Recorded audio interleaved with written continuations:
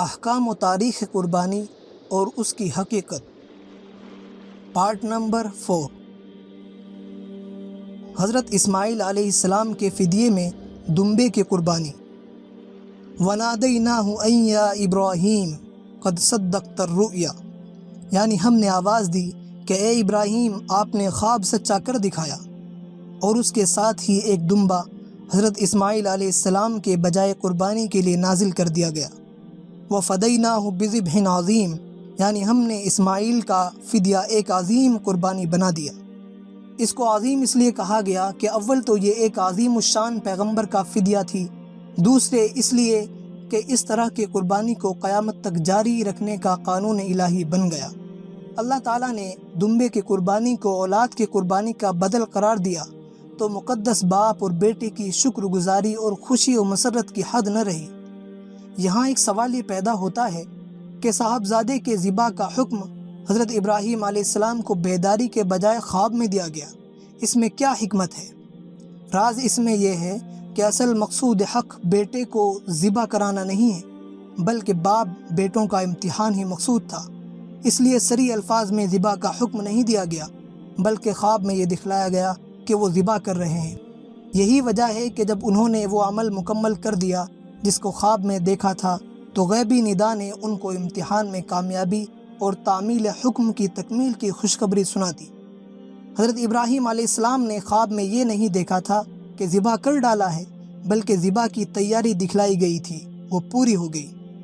تفسیر روح البیان میں ہے کہ ایک احتمال یہ بھی ہے کہ خواب میں دمبے کو بشکل اسماعیل علیہ السلام دکھایا گیا ہو، جیسے علم کو دودھ کی شکل میں دکھایا جاتا ہے۔ دمبے اور حضرت اسماعیل علیہ السلام میں معنوی مناسبت یہ تھی کہ دمبا ذبح کے لیے مطیع اور فرمانبردار ہوتا ہے، اس کی تخلیق کا منشا ہی ذبح کر کے استعمال کرنا ہے، بخلاف گائیں، بیل اور اونٹ کے کہ ان کی تخلیق کا اصل منشا ان سے سواری لینا اور بار برداری ہے۔ کبھی ذبح کر کے گوشت بھی کھا لیا جاتا ہے، بخلاف مینڈھے اور دمبے وغیرہ کے کہ ان کے وجود کا اصل مقصود ہی ذبح کر کے کھانا ہے۔ خلاصہ یہ ہوا کہ اصل مقصود دمبے ہی کا ذبح کرنا تھا، مگر امتحان کے لیے اس کو اسماعیل علیہ السلام کی شکل میں دکھایا گیا، اور خواب کی اصل تعبیر کی طرف اسی امتحان کی وجہ سے حضرت ابراہیم علیہ السلام کا ذہن منتقل نہ ہوا، یہاں تک کہ امتحان کی تکمیل ہو گئی۔ ابن کثیر رحمۃ اللہ علیہ نے بروایت حضرت ابن عباس رضی اللہ تعالیٰ عنہ نقل کیا ہے کہ اس دمبے کے سینگ اور سر ابتدائے اسلام تک بیت اللہ کے میزاب میں معلق تھے، جس کو اولاد اسماعیل علیہ السلام یعنی قریش مکہ نے بطور تبرک اور یادگار کے بیت اللہ میں محفوظ کر رکھا تھا۔ بعض حضرات کا بیان ہے کہ مینڈھے کا یہ سر اور سینگ حضرت عبداللہ بن زبیر رضی اللہ تعالیٰ عنہ کے زمانہ خلافت تک موجود تھے۔ فتنہ حجاج میں جب بیت اللہ میں آگ لگی تو اس وقت جل گئے۔ یہاں یہ شبہ ہو سکتا ہے کہ خاتم الانبیاء صلی اللہ علیہ وسلم سے پہلے جب قربانی کا دستور یہ تھا کہ آسمانی آگ اس کو جلا دیتی تھی تو اس مینڈھے کا یہ سر اور سینگ کیسے محفوظ رہے؟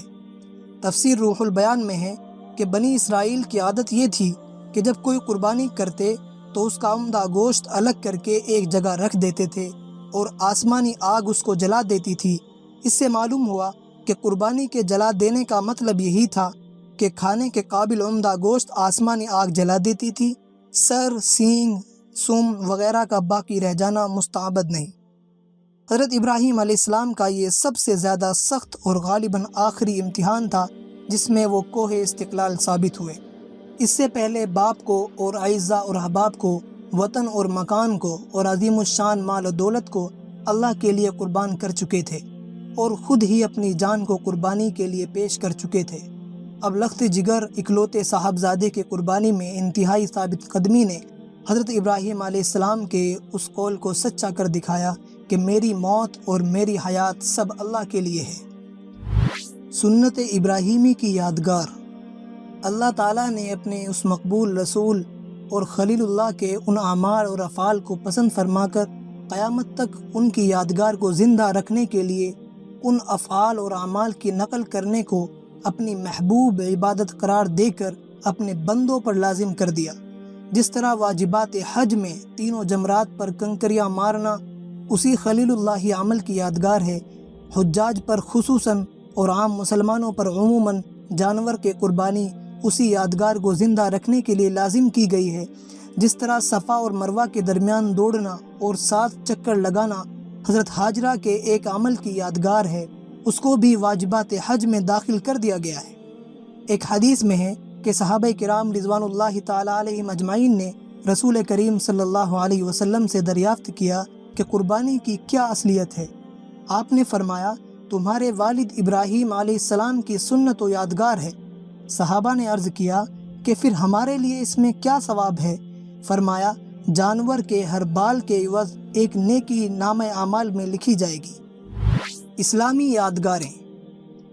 دنیا میں عظیم الشان کارناموں کی یادگاریں قائم کرنے کا دستور تو پرانا ہے، مگر عام طور پر اس کے لیے مجسمے کھڑے کر دینے یا کوئی تعمیر کر دینے کو کافی سمجھا جاتا ہے، جس سے کارنامے کے انجام دینے والے کا اعزاز تو ہوتا ہی ہے اور کچھ دیر تک باقی بھی رہتا ہے، لیکن یادگار قائم کرنے کی اصلی روح اس سے زندہ نہیں رہتی۔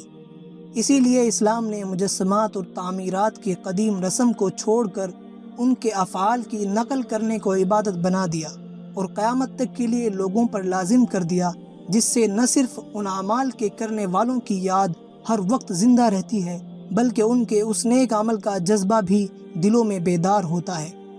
مجسمات اور تعمیرات کتنی ہی مضبوط ہوں، آخر کار حوادث کا شکار ہوں گی، لیکن یہ یادگار جس کو عملی طور پر امت کے لیے لازم اور واجب قرار دے دیا گیا اور ان کے احکام قرآن و سنت میں محفوظ کر دیے گئے، رہتی دنیا تک جاری اور باقی ہیں۔ وہ ہر زمانے اور ہر دور میں انسان کو یہ خلیل اللہ ہی سبق دیتی رہتی ہے کہ انسان کو اللہ تعالیٰ کی رضا جوئی کے لیے اپنا سب کچھ قربان کر دینا ہی انسانیت کی تکمیل ہے، اور اس پر بھی حق عبدیت سے سبکدوشی نہیں۔ جان دی ہوئی اسی کی تھی، حق تو یہ ہے کہ حق ادا نہ ہوا۔